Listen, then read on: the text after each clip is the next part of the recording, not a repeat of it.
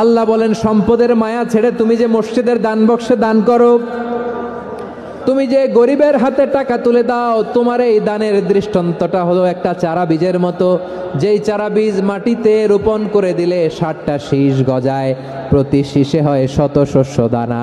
আল্লাহ যারে চায় তেমনি বাড়িয়ে দেয়, তিনি যাকে মন চায় তাকে প্রাচুর্যতা দেয়। সুবহানাল্লাহ, ওয়াসিউন আলিম।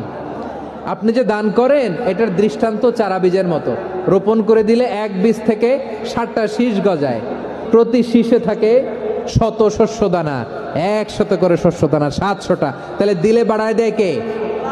আল্লাহ বলে, এই বনি আদম আনফিক উনফিক আলাই, তুমি দাও আমি তোমারে দেব। এখন আপনি না দিলে আল্লাহ আপনারে দিবে? বেলাল রাদিয়াল্লাহু তাআলা আনহু, মদিনার সবচেয়ে গরীব সাহাবী, বিশ্বনবী বলেন আনফিক বেলাল, ও বেলাল তুমিও দাও।